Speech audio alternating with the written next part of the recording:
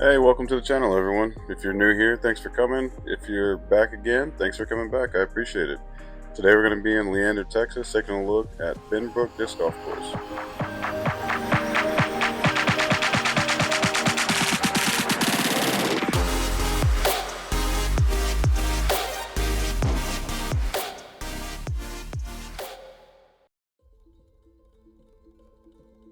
Starting off on hole 1, it's going to be 481 feet, par 4 with a triple mando right off the bat. If you notice the flags on the right and the left side, those are your OB markers, and it's pretty well designed throughout the entire course, so it's just very obvious where the OB is. Now what you can't see is just to the left side in this tree line here, there's a creek that goes through the entire majority of this course. And if you end up anywhere in there, it's usually pretty bad and pretty troublesome for you. Now the OB on this green, you can go OB pretty easily off to the right side, either by hitting the basket and rolling down this hill, or just by overthrowing your shot, so you might want to pay attention to that. Hole 2 is 282 feet, and this one is about as straightforward as it possibly gets on this course.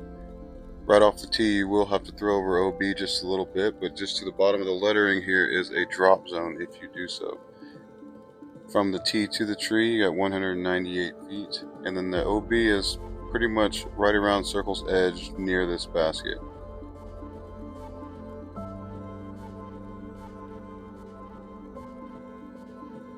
It starts to show its teeth a little bit here on hole 3 with somewhat wooded fairway off on the left side. This has been cleaned up quite a bit since the first time I ever played this course.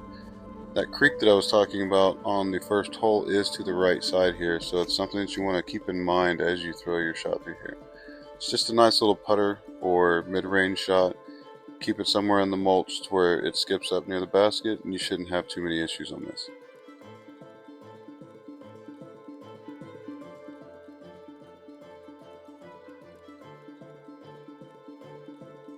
Another par 4 at 558 feet, this one definitely has some teeth to it. This fairway is pretty wide for the most part. Coming up here on the right side, you can see the short tee. It doesn't have tee pads on the short tees, only on the long ones.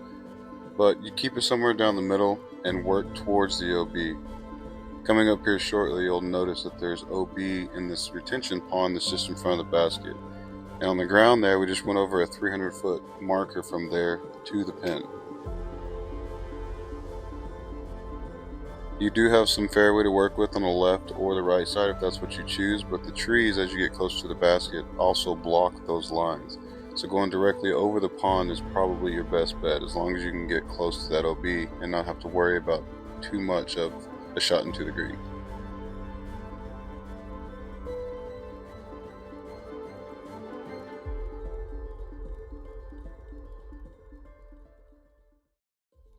Now this par 4 here, you actually get to open up your arm a little bit off the tee. It's fairly wide for the most part, but if you push it really hard, you can hit the back wall on this fairway. The basket is around to the left, and as you can see again, there are those white flags on the left side, so if you go too far left, you can go OB. Another marker right there on the right side. It's 300 feet to this pin. And as you get closer up here, the OB line does kind of pinch in a little ways, but if you're either going straight at it or if you're just trying to go around to the left side, the green area is pretty forgiving once you get past these first couple of groupings of trees to give yourself a putt.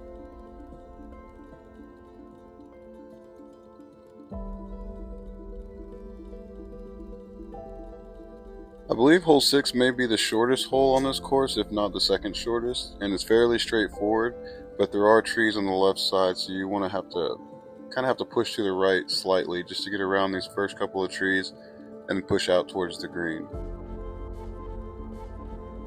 The green itself is very wide, and these mulch chips are very forgiving, so if you get a little bit short, you can always plan on pretty much having a skip towards the basket a little bit.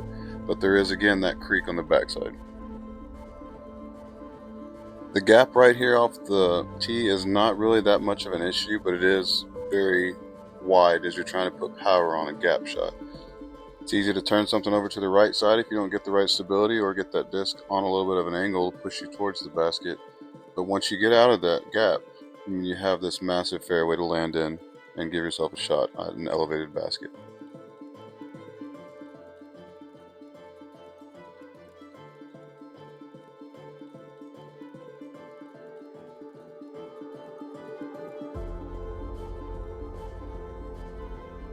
Hole 8 is another par 3 that plays to the right slightly, and then to the left where all this wooded area is, there is that creek again. Like I said, it plays through the entire course, so just keep that in mind, kind of keep it to know where it's at. This little gap area that you have to hit is 17 feet wide. You want to hit it with a little bit of height if you're going there off the tee, just to get around to the right. And this tree here has those little ticklers also to kind of slam you down, but if you get it high enough, you can park this hole.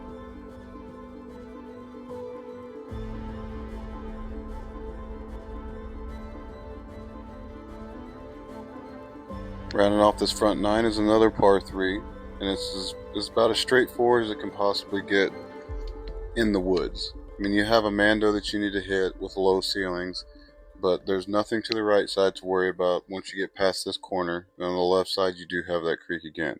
The green is very wide, but is very forgiving, and this is a nice little relief before you get into the backside, which that's when there starts to be a lot of teeth on this course.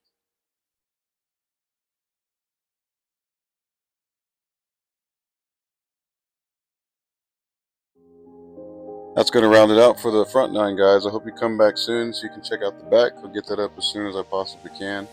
And as always, remember, keep chasing those chains. Hope to see you soon.